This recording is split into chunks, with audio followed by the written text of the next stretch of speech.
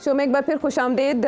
नजम सेठी साहब, गुज़श्ता दिनों जब पाकिस्तान में दहशतगर्दी की एक बड़ी लहर आई और उसके नतीजे में हमारी बहुत सी जानें मज़ीद ज़ाया हुई, तो आपने तबसरा करते हुए कहा था कि यू हैड इंफॉर्मेशन कि उसमें इंडिया का हाथ है। ये बात भारत में जो व्यूवर्स हैं आपके, उनको सख्त नापसंद गुजरी और उन्होंने ये कहा कि आपने बग़ैर किसी सबूत के ये बात की है। तो अब इस बारे में आप क्या कहना चाहेंगे? मैं क्या कहूँगा, अब कुछ बातें तो बाहर आ गई है ना। आज एक लंदन के गार्डियन अखबार में एक डिटेल्ड स्टोरी आई है। उसका अनवान है कि इंडियन गवर्नमेंट ऑर्डर्ड किलिंग्स इन पाकिस्तान। अच्छा। Intelligence officials claim. ओके। ये लंबी चौड़ी रिपोर्ट है जिसके लुब लबाब में आपको बता देता हूँ क्या है। पहली बात तो वो ये कहते हैं कि हमने पाकिस्तानी इंटेलिजेंस ऑफिशियल से बात की है, उनकी कुछ चीज़ें हमने डोसियर्स देखे हैं जो उन्होंने तैयार किए हैं, मगर इसके अलावा हमने इंडियन एक्स रॉ के ऑफिशियल से भी बात की है और उनसे भी कंफर्म किया है कि एक पॉलिसी है to carry out extra judicial killings outside India of enemy agents, और जिसके अंदर पहले ये इल्ज़ाम कनाडा ने लगाया, फिर यूएसए ने भी लगाया और यूके में भी ये इल्ज़ाम लग चुका है और पाकिस्तान तो कब से इल्ज़ाम लगा रहा है और अब ये रिपोर्ट पूरी शाया हुई है। इस रिपोर्ट में जो लिखने वाली खातून है वो है हैना एलिस पीटरसन कोरिए। उनके साथ एक आकाश हसन साहब हैं और एक शामिर बलोच। तो ज़ाहिर है जो डोसियर, जो इंटेलिजेंस इंफॉर्मेशन जिसको गार्डियन ने की टीम ने एग्जामिन किया है, उसमें से बहुत सी चीज़ें पाकिस्तान की तरफ से मिली होंगी, मगर उसके अलावा आकाश हसन साहब हैं, ये बाकी हैं, इन्होंने बाकी इन्फॉर्मेशन भी रॉ के एक्स एजेंट से बात करके कन्फर्मेशंस की हैं। तो पहली बात तो ये है कि इसकी ऑथेंटिसिटी बड़ी हाई क्वालिटी। ये जो एविडेंस मेरे इंडियन दोस्त मांग रहे हैं, वो अब ये बेसिकली आंखें खोल के इसको पढ़ लें तो उनको समझ आ जाएगी कि क्या हो रहा है। मैंने कुछ अर्से पहले ये कहा था कि एक पॉलिसी बनी थी दोवल साहब की कि ये इस किस्म की अग्रेसिव डिफेंस करनी है हमें। फिर ये कि जब खशोगी साहब का केस हुआ, जमाल खशोगी वो जो जर्नलिस्ट, और यहाँ इसके अंदर भी ये लिखा है कि इंटेलिजेंस रॉ के अंदर ये डिस्कशन हुई कि अगर वो कर सकते हैं तो हम भी कर सकते हैं। CIA भी करती है, हर इंटेलिजेंस एजेंसी करती है आउटसाइड ऑपरेशंस, और तो हम क्यों ना करें। KGB भी इसमें रेफरेंस बाकायदा दिया गया। हाँ। तो ये सबके रेफरेंसेस करते हैं और ये फिर एक स्ट्रेटेजिक फैसला हुआ कि ये करना चाहिए हमें भी, in order to, and we are a big power now and we can get away with it. तो ये सारी बातें इसमें की हैं। इसके जो लुब्बे लबाब है कि कोई 2020 से लेके 2024 तक कोई 20 एक किलिंग्स हुई हैं पाकिस्तान के अंदर, जिसके अंदर सस्पेशन ये है कि इंडियन इंटेलिजेंस ने वो ऑर्गेनाइज की हैं। दूसरा पॉइंट ये है कि ये इंडियन इंटेलिजेंस ऑपरेट कर रही है from Dubai and from Mauritius and from Nepal etcetera. वहाँ से भी इनके सेफ हाउसेज हैं जहाँ से ये लोग ऑपरेशंस कंडक्ट करते हैं इस किस्म। ठीक है। तीसरी चीज़ ये है कि पाकिस्तान के अंदर ज़्यादातर अफगान या पाकिस्तानियों को ही रिक्रूट करके ये काम करवाया गया। चौथी बात ये है कि जो जिनको टारगेट किया गया, दे आर मेंबर्स और एक्स मेंबर्स ऑफ लश्कर तैयबा या हिजबुल मुजाहिदीन, क्योंकि वो कश्मीर के अंदर they were the main terrorist organisations as designated by India. तो उनके ऊपर यहाँ जो किलिंग्स हुई हैं, they were targeted by for those reasons.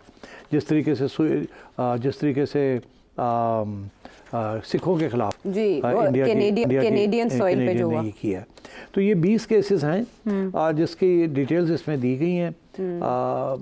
Zahid अखुंड का केस है और उसके बाद कराची में केसेस हैं अफगान नेशनल्स के ज़रिए, और उसके बाद ज़हूर मिस्त्री का शाहिद लतीफ़ है कमांडर ऑफ जैश ए मोहम्मद, उसका केस है। इसी तरीके से बशीर अहमद पीर है कमांडर ऑफ हिजबुल मुजाहिदीन।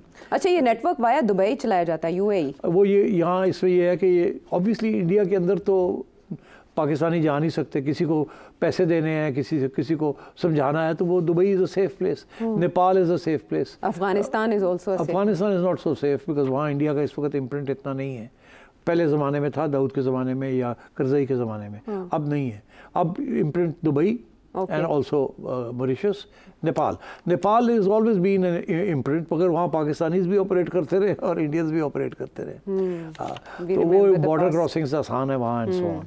मगर यहाँ इसमें तो मेन इशू उन्होंने यही कहा कि दुबई में। फिर उन्होंने कोट किया है कि अजय सानी साहब जो कि एग्जीक्यूटिव डायरेक्टर है of the institute for conflict management in Delhi, वो उनका भी यही कहना है कि उन्होंने जो स्टडी की है, ये जो 20 किलिंग्स हुई हैं पाकिस्तान, वो भी ये शक समझते हैं कि शक यही पड़ता है कि रॉ के ज़रिए ये सब कुछ हुआ है। एविडेंस देखिए नहीं मिलती नहीं है ना। अब जो पाकिस्तानियों ने जो एविडेंस इकट्ठी की है वो तो किसी को गिरफ्तार किया, 2 लित्र लाए तो उन्होंने बता दिया क्या हुआ क्या नहीं हुआ। अब वो जाहिर है कि नजम सेठी शायद यकीन कर ले, आयशा नहीं करेगी कि यार तो लित्र मार के लिया कन्फेशन करवाया, तो इसलिए। मगर वो जब बाकी चीज़ें ऐड अप करते हैं ना तुम कि तो फिर पता चल जाता है कि इसके पीछे क्या है और क्या नहीं है। अच्छा। तो मैं ये समझता हूँ कि ये क्रेडिबल एलिगेशंस हैं, क्रेडिबल। जाहिर है रॉ वालों ने, इंडिया वालों ने तो डिनाई किया है। तो इम्पैक्ट क्या होगा इसका? तो इम्पैक्ट ये हुआ है जो कि इस रिपोर्ट में ये कहना है, और ये कि इसके बाद थोड़े से मोहतात हो गए हैं। अच्छा। क्योंकि कैनेडियंस ने पुश बैक किया है, अमेरिकनों ने पुश बैक किया है, यूके ने पुश बैक किया है, और अब ये जो गार्डियन में जो आर्टिकल आया है ये पाकिस्तानी पुश बैक है। पहले इंडिया एक्यूज करता रहा पाकिस्तान को, पाकिस्तान के पास सबूत हैं कि इंडियंस पाकिस्तानी सॉइल पे। नहीं, मैं कुछ और कह रहा हूँ। मैं ये कह रहा हूँ कि कैनेडियन प्राइम मिनिस्टर ने पुश बैक किया, जस्टिन ट्रूडो, अमेरिकनों ने भी किया है, यूके वालों ने भी किया है। पाकिस्तान की बात कौन सुनता? पाकिस्तान पुश बैक कर ही नहीं सकता, because Pakistan is part of the conflict है ना। उनकी तो कॉन्फ्लिक्ट नहीं है उनकी रियासतों की इंडिया के साथ, पाकिस्तान की तो कॉन्फ्लिक्ट है, इसलिए पाकिस्तान की बात कोई नहीं मानेगा। तो ये पुशबैक फिर कैसे हुआ? ये पुशबैक इसलिए हुआ है फ्रॉम पाकिस्तान साइड क्योंकि यूके के एक क्रेडिबल अखबार में स्टोरी छपी है जिसके अंदर एक गोरी भी है, उसने भी सारी एग्जामिनेशन की है। और ये भी मैं आपको बता दूं कि ये स्टोरी छप नहीं सकती थी विदाउट एडिटोरियल कंट्रोल। गार्डियन के एडिटर्स ने स्टोरी को बहुत तरीके से गौर से देखा होगा जब ये लिखी गई, बहुत से सवाल पूछे होंगे, फिर अनऑफिशियली ब्रिटिश इंटेलिजेंस से भी अनऑफिशियली बात की होगी कि इसमें जान है इसके अंदर कि नहीं है, फिर जाके ये स्टोरी छपी है। तो ये this is the way editors work, this is the way a responsible newspaper like the guardian works. तो पाकिस्तान अगर यहाँ बैठ के प्रेस कॉन्फ्रेंस करता तो किसी ने नहीं बात माननी थी, मगर अब क्योंकि ये गार्डियन के अंदर छप चुका है और इतनी डिटेल्ड स्टोरी है, डिफरेंट इंसिडेंट्स हैं, और मैं आपको बताऊं ये चेक एंड क्रॉस चेक हुआ है साहब कि इसमें जान है इन एलिगेशंस के अंदर, इसलिए। और यहाँ उन्होंने आखिर में बड़ी इंपॉर्टेंट 2 बहुत अहम लोगों के नाम लिए हैं इस स्टोरी के अंदर। एक है Walter Ludwig, political scientist at King's College London. King's College London के अंदर बाय द वे टेररिज्म के ऊपर पूरा कोर्स है। और वो ये कहता है कि ये मोदी की फॉरेन पॉलिसी का हिस्सा है। और फिर डैनियल मार्की, जिसके बारे में पाकिस्तानीज जानते हैं, is a senior advisor at the United States Institute of Peace in Washington DC, वो भी यही कह रहा है कि ये है, इसमें पूरी पॉलिसी है इसमें। और फिर वो सीनियर फॉर्मर रॉ ऑफिशियल को भी कोट कर रहे हैं कि ये है एजेंसी रॉ को ये कहा गया कि ये आप करें, और वो खुद एडमिट कर रहा है। तो इसलिए मैं ये समझता हूँ कि मैंने क्या जवाब देना था अपने इंडियन दोस्तों को, जवाब अब उनको मिल गया है फ्रॉम क्रेडिबल सोर्सेज। और इसमें लिखा है कि रॉ का ये विंग जो है वो डायरेक्टली प्राइम मिनिस्टर ऑफिस से कंट्रोल होता है। एब्सोल्युटली। वो तो खैर देखिए वो सिर्फ पाकिस्तान ही है जहाँ हमारा टॉप एजेंसी जो है वो प्राइम मिनिस्टर इंडिपेंडेंट है, वो इंडिपेंडेंट। अच्छा, ये तो अच्छी बात है ना। मगर वहाँ जो है प्राइम मिनिस्टर ऑफिस ही कंट्रोल करता है। हाँ, तो अब देखना ये है कि अब इसके बाद इंडियन गवर्नमेंट का क्या मौक़िफ़ आता है। नहीं, वो तो डिनाई कर दिया उन्होंने। हाँ, नहीं, ऑफिशियल्स ने किया। इंडियन गवर्नमेंट अगर नरेंद्र मोदी जी एक बार फिर इलेक्शंस में जा रहे हैं तो वो इस पर क्या कहते हैं? तो उसके लिए कुछ नहीं कहेंगे, वो आगे पॉलिसी क्या होगी, क्या ये कंटिन्यू करेगी पॉलिसी या अभी थोड़ा सा हॉल्ट हो जाएगा। अच्छा, मेरा ये असेसमेंट है हॉल्ट हो जाएगा। इट्स टू हॉट, प्रेशर आएगा, अभी हॉट है, ये हॉट केक है ये। इस वक्त इसको हाथ जो लगाएगा वो हाथ जल जाएगा।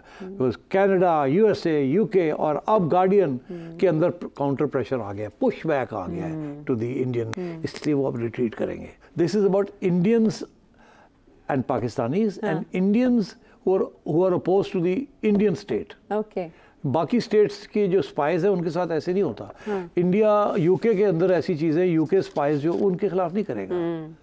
तो this is not about states, this is about India जो समझता है हमारे दुश्मन कौन है अमंगस्ट इंडियंस, सेपरेटिस्ट जो हैं उनके खिलाफ। यस, कैनेडियन सॉइल पे भी जो कार्रवाई हुई थी वो सेपरेटिस्ट के खिलाफ हुई थी। सो आई गॉट योर पॉइंट, ये बड़ा इंटरेस्टिंग है, इसको पढ़ना चाहिए इस आर्टिकल को जो गार्डियन क्रेडिबल है उसमें इन्फॉर्मेशन। अब क्वेश्चन शामिल कर लेते हैं क्विकली। मोहम्मद अरशद साहब हैदराबाद से आपसे क्या जानना चाह रहे हैं? पूछना ये था कि ये जो चिड़िया है आपकी ज़ाती मिल्कियत है या 50% इस्टेब्लिशमेंट की है? वाह जी वाह, ये बेचारी चिड़िया को अब इस्टेब्लिशमेंट बना दिया आपने। 50% शेयर्स इसमें इस्टेब्लिशमेंट के हैं या नहीं? नहीं, इसमें अनफॉर्चुनेटली अगर होते तो शायद इतने मसले ना होते हमारे। ये चिड़िया मुझे एक जर्मनी से हमारे एक फ़ैन है उन्होंने मुझे भेजी थी और उस दिन से मैंने यहाँ लगाई हुई है। उन्होंने कहा था वादा करेंगे आप ये रखेंगे। अच्छा। तो इसमें कोई इस्टेब्लिशमेंट का हाथ नहीं है। इसमें मेरा ख्याल है वो जर्मनी वाले जो साहब हैं वो एंटी इस्टेब्लिशमेंट ही हैं। अच्छा। अब इसलिए इस्टेब्लिशमेंट का हाथ होता तो हमारे यहाँ सेंसर बोर्ड में हमारे दोस्त रऊफ साहब ना बैठे होते, वो कैंची लेके बैठे हुए हैं। अच्छा। अगर कोई इस्टेब्लिशमेंट के ख़िलाफ़ मैं ऐसी बात कर दूं तो वो फिर मजबूर हो जाते हैं उसको काटने के लिए। अच्छा। अब तक तो उन्होंने नहीं किया। हाँ। इसीलिए मैंने चिड़िया यहाँ रखी हुई है धमकी के लिए कि अगर आपने किया तो ये चिड़िया उड़ जाएगी और जाकर ट्विटर पर बैठ जाएगी। तो इसलिए मेरा ख्याल है कि वी आर सेफ। तो इसका इस्टेब्लिशमेंट का कोई हाथ नहीं है, कोई अमल दखल नहीं है और सारी वजह भी बयान कर दी। हो सकता है मुमकिन तौर पर आप ऐसे ही कोई सवाल मज़ीद जानना चाहें तो इस नंबर पर भेजिए और अगले प्रोग्राम तक के लिए इजाज़त दें।